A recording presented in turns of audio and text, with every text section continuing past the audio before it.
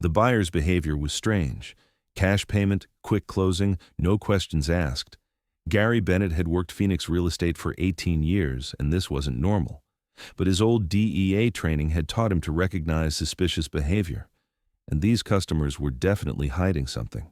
What he discovered in that house basement would drag him back into a world he'd tried to leave behind 20 years ago. A world where a single mistake meant death, and where his new life as a harmless real estate agent was about to become the perfect cover for the most dangerous case of his career. Welcome to Echo Stories. Before we begin this powerful story, tell us in the comments which city you're watching from, and if you believe stories like this need to be heard, hit that subscribe button to support our channel. Gary Bennett had been selling houses in Phoenix, Arizona for 18 years. At 58, he was one of the most trusted real estate agents in the Scottsdale area. Reliable, professional, never pushy. His clients loved his calm demeanor and his ability to find exactly what they were looking for. What they didn't know was that before Gary became a real estate agent, he had spent 15 years as a DEA undercover operative, infiltrating some of the most dangerous drug cartels in the Southwest. He had retired in 2004, changed his name from Garcia Benitez to Gary Bennett, and deliberately chose the most boring, routine job he could find. Real estate was perfect. Predictable clients, routine paperwork, no life or death decisions, just families looking for homes and investors looking for properties. Clean, simple, safe. But old habits die hard. Even after 18 years, Gary still noticed things other agents missed. The way someone avoided eye contact, how they paid, whether their story about why they needed to move made sense. Most of the time it was nothing, just people with normal secrets like divorce or financial troubles. This Tuesday was different. The call came at 2:15 p.m. A man with a slight accent wanted to see a property in North Scottsdale. High-end neighborhood, $2.3 million house. He wanted to see it immediately and was prepared to make a cash offer. "What's your timeline?" Gary asked, as he always did. "We close this week. No inspection. Cash." Gary's internal alarm went off slightly. 20 years of experience in two very different careers had taught him that when someone was in that much of a hurry, they were either desperate or hiding something. "I can show you the property this afternoon." "What's your name?" "Rodriguez. Miguel Rodriguez." Gary wrote it down, but something felt off.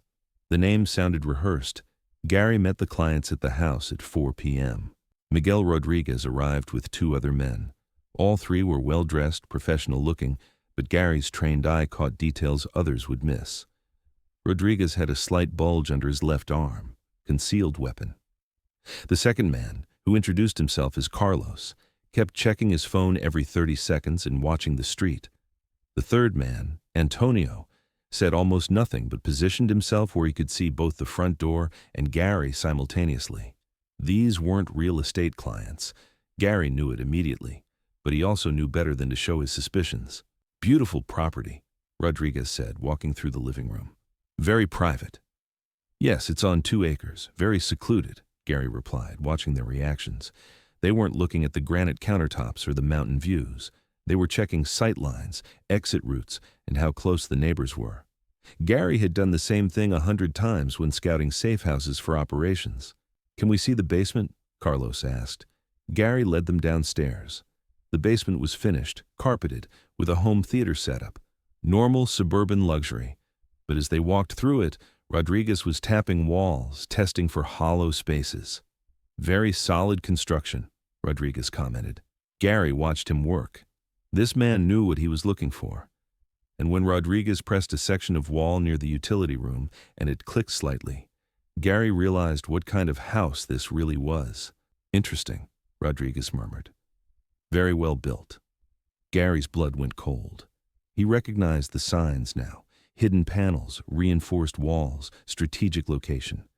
This wasn't just a luxury home. This was a safe house, and his clients weren't buyers. They were scouts checking if their old operation was still secure. Gary excused himself to check something upstairs, but really he needed a moment to think.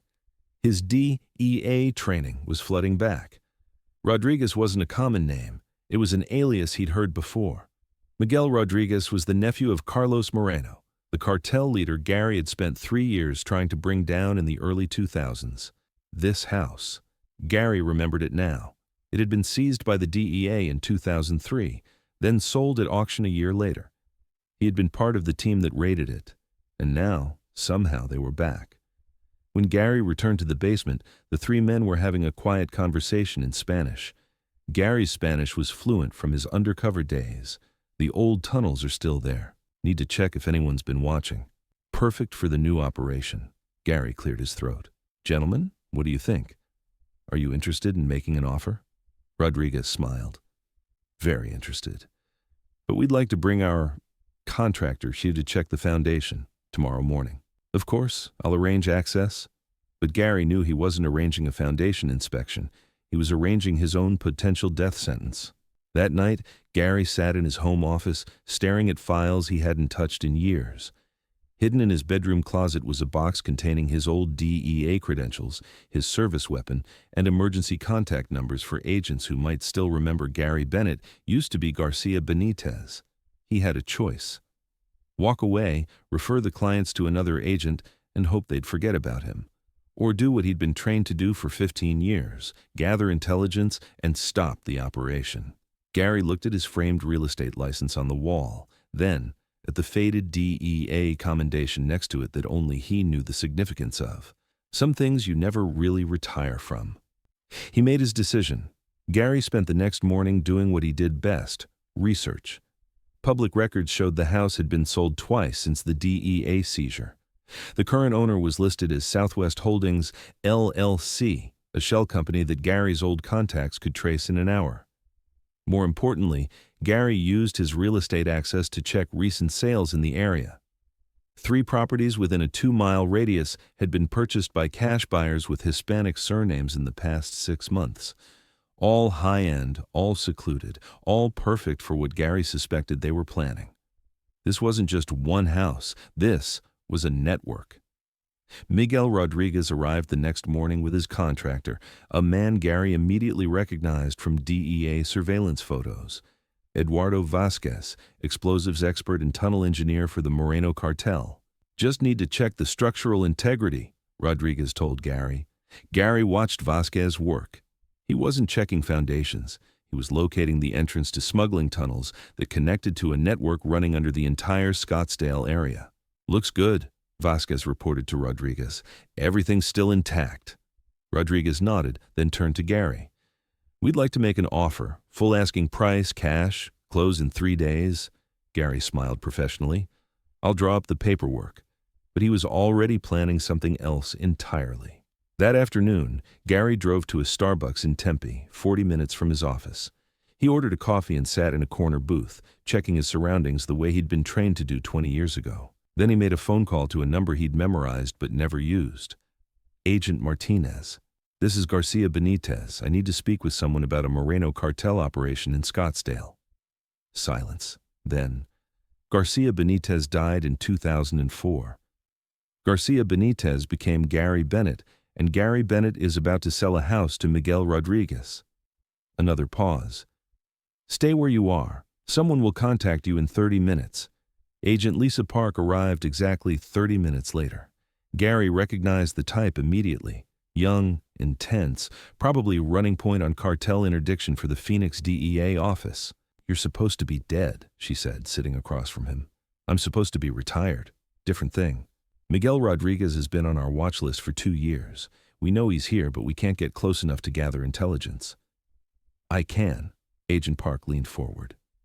Mr. Bennett, you've been out for 20 years. This isn't the same game anymore. The game's the same. Only the players change. Gary slid a folder across the table. Copies of all the property records he'd gathered, photos he'd taken of the house, and detailed notes on everything he'd observed. They're rebuilding the network. At least 4 properties. Maybe more. They think they're dealing with a harmless real estate agent who doesn't know what he's looking at. Agent Park studied the documents. This is comprehensive. I never forgot how to do the job. I just found a quieter way to use the skills. The plan was simple. Gary would continue the sale, but with DEA surveillance in place. They needed Rodriguez to complete the purchase and begin operations so they could identify the full network and all the players. You'll be wearing a wire, Agent Park explained. I've worn wires before. This is different. If they discover who you really are. They won't. I've been Gary Bennett for 18 years. Garcia Benitez is buried so deep even I sometimes forget he existed. The closing was scheduled for Friday. Gary would handle it normally, but DEA agents would be positioned throughout the title company office and the surrounding area. Friday morning, Gary arrived at Southwest Title Company with the kind of nervous energy he hadn't felt in years. It wasn't fear. It was the heightened awareness that came with operational readiness. Rodriguez arrived with two men Gary hadn't seen before. Older, more serious. One of them had scars on his hands that suggested he'd spent time around explosives or chemicals. The other carried himself like military, possibly former Mexican special forces. "Gentlemen," Gary said professionally, "shall we complete this transaction?" As they signed papers, Gary listened to their casual conversation in Spanish. They were discussing timeline. Operations would begin within a week. They mentioned shipments from Hermosillo and distribution routes through Phoenix to Denver and Chicago. Every word was being recorded by the wire Gary wore and transmitted to DEA agents positioned around the building. As they finished signing, Rodriguez looked at Gary curiously. "You know, Mr. Bennett, you handle these complicated transactions very smoothly. Not many questions."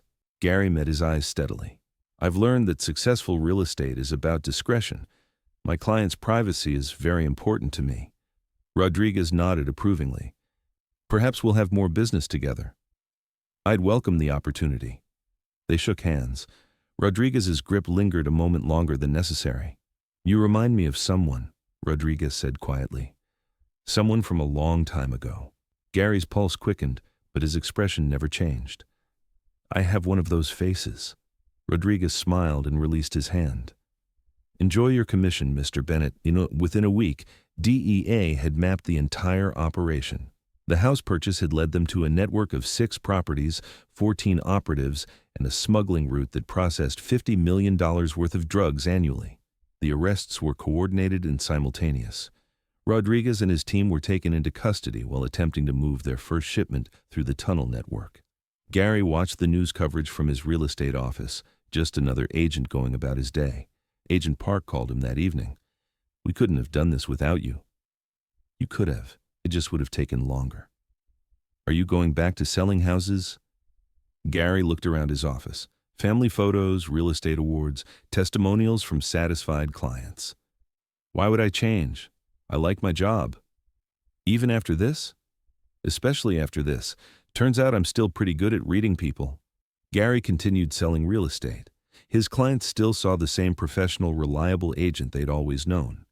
But now Gary had a deeper appreciation for the simple pleasure of helping families find homes and investors find properties. Sometimes Agent Park would call with questions about cartel operations or suspicious property purchases. Gary would provide what insight he could, but always as Gary Bennett, the real estate agent, never as Garcia Benitez, the DEA operative. The two identities had finally merged into something that made sense. A man who used hard-earned wisdom to protect the community he served, one transaction at a time. And so, in a Phoenix real estate office, it was once again proven how deceiving appearances can be. A man seen as a helpful real estate agent was actually a former DEA operative. But more importantly, that operative had found a way to continue serving his community without the danger and darkness of his former life. Real protectors are like this. They don't retire from protecting people. They just find new ways to do it. Sometimes the most effective guardian is the one nobody suspects. If this story meant something to you, share your thoughts in the comments. If you believe stories like this should continue to be told, support Echo Stories by subscribing. See you in the next video. And remember, that friendly professional helping you with life's biggest decisions might have a story you'd never imagine. Everyone has a past, and that past might be protecting your future.